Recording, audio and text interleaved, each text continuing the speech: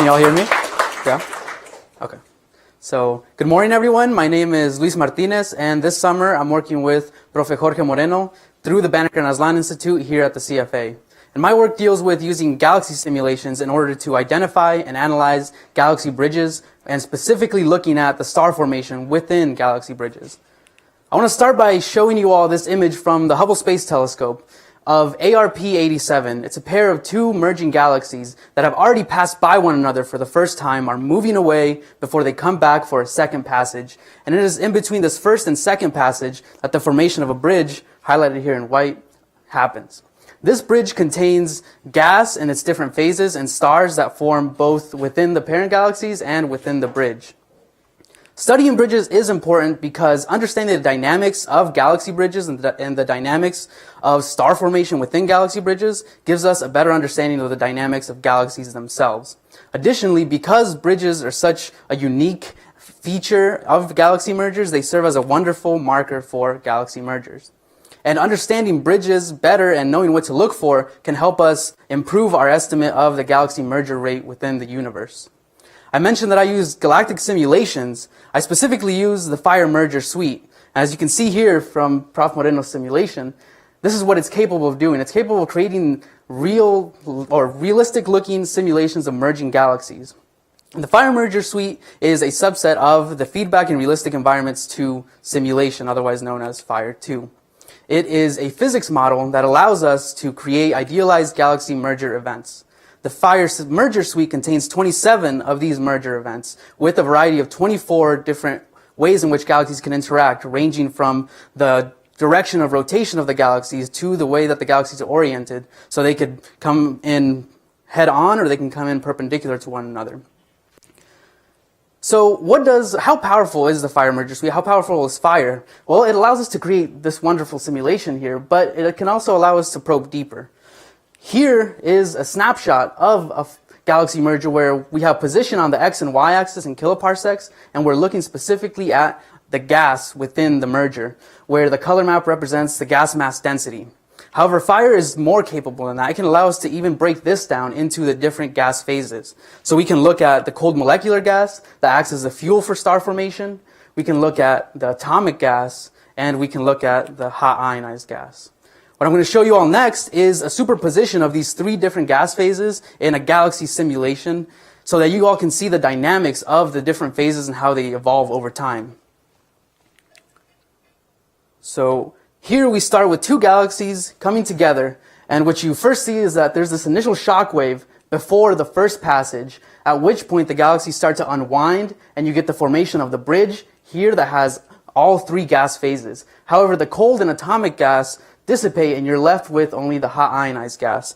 I know that there's a lot of going on in this simulation, but I want you to focus on how the bridge is disappearing as the two galaxies are coming back for the second passage. And once the second passage occurs, the galaxies continue in the process of joining the resources to create a larger galaxy. You can also see this outflow here that's really interesting. So how does this relate to what I've been doing this summer? Well, this summer I've been developing and creating a data analysis pipeline in order to identify and analyze galaxy bridges. And this data analysis pipeline begins with simulations like this, looking at simulations like this, and noticing that there's a lot of things that I don't understand, like this outflow that I mentioned, or why does the gas dissipates? And if I want to understand this, I can explain them qualitatively to you all, but if I want to get a better understanding, I need to understand them quantitatively. And in order to do this, I need to do two things. I need to first identify the bridge, and then I need to figure out what I want to actually analyze within the bridge. After speaking with my collaborators, I decided that in order to accomplish the first of those tasks, to identify the bridge, I needed to start with a snapshot of the gas phase of the merger. And I need to define two spheres that are centered on the nuclei of the galaxies and whose radius is dependent on the full width half max of the gas mass density profile. That's why you can see that these two spheres are of different sizes. And because everything within these spheres is not part of the bridge, I can remove them. Next, I want to get rid of the other things that are not part of the bridge. So this is the bridge, and here we have other things like tidal features from the galaxies unwinding after the first passage. So in order to get rid of everything else, I can define a solid that connects these two spheres. And not only do I not want anything within the spheres, but I don't want anything outside of the solid. So I can remove that, and this essentially leaves me with what the bridge is. So now I've identified the bridge, but how do I go about analyzing it now? What am I going to analyze? What am I going to look at? Well, I can use star formation theory in order to figure this out, where you begin with cold molecular gas, and it's only the most dense, gravitationally bound cold molecular gas, the gas that forms stars. So if I look at the cold molecular gas plotted here, where you have time on the x-axis in millions of years, and 0 is defined as the first snapshot at which I identify the bridge, and on the y-axis, I have the component ratio, which is the amount of component in the bridge divided by the amount of any component in the total simulation. So what you see here is that there are two very noticeable peaks. There's this first one that is a result of cold molecular gas that forms within the galaxies and is funneled into the bridge as it forms. The second peak, well, and this first peak is generally less dense gas, so it dissipates over the course of a couple tens of millions of years. I know that sounds long, but it's pretty short. This second peak is gas, cold molecular gas that forms within the bridge due to the gravitational torque that compresses gas clouds. So when we try to think about where do we expect to see star formation, we can think about it in two ways. In general, you can expect that wherever you find cold molecular gas, you expect to see star formation. However, if it is only the most dense cold molecular gas, the gas that forms stars, then this compressed gas that is formed within the bridge should form more stars. So when we look at the star formation rate, we can see that there's something that immediately piques our interest here between 3 and 500 million years.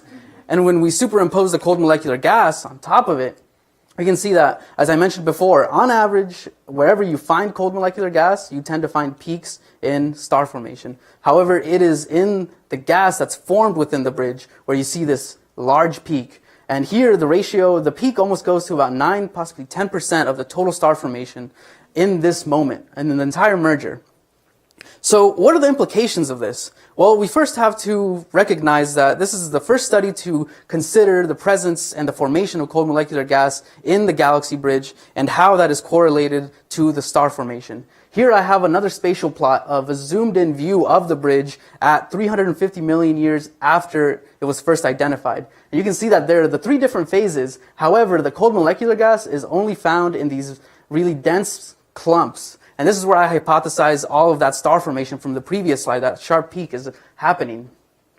So future work for me includes quantifying this correlation between the presence of cold molecular gas and the creation of cold molecular gas in the bridge and star formation rate.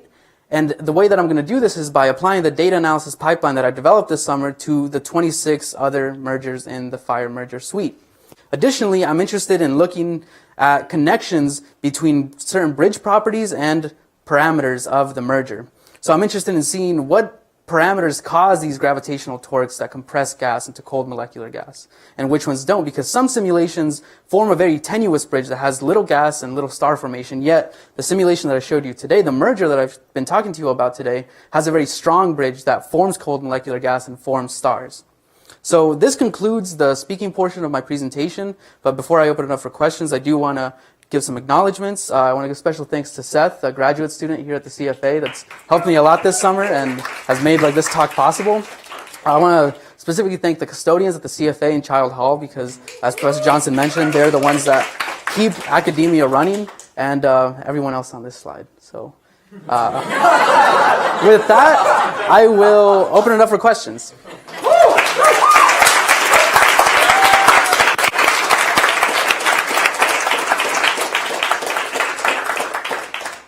Questions do we have? In the very back. Hi, fantastic talk, by the way. Thank you.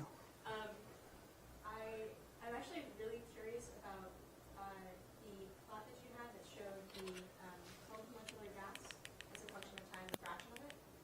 Yeah, that one. This one? Or? With the star formation. Yes. So that's super interesting. Do you have any sense of where it's correlated with first and second paracentric passage?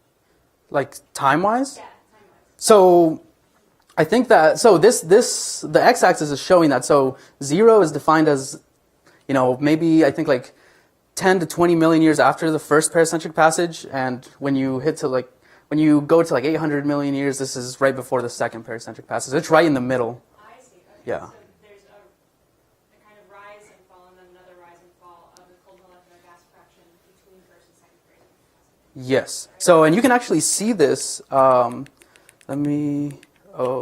Here. So I have a zoomed in version of simulation, like focusing on the bridge, and it's kind of quick, but you can see that initially you do have, like, this is the initial peak that I say that is formed from the arms, the spiral arms, like, form the bridge. However, this, like, goes away, and then you start forming these, like, larger clumps. Like, yeah, and then that keeps on going, and that all dissipates, and the bridge more or less disappears, and the galaxies then start coming back for the second pericentric passage. But, yeah. Yes, I have two questions. First, can you skip your PhD and just be my postdoc? And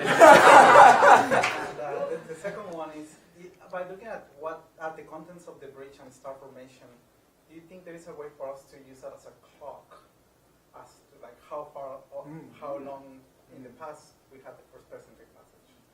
Kind of like following up on Kevin's. So you're saying if you actually observe a galaxy? If we observe a galaxy and there is a burst of star formation in the bridge, if we can use that as a clock on when the first passage took place, do you think that's doable? I think that would be doable if I am successful in looking at.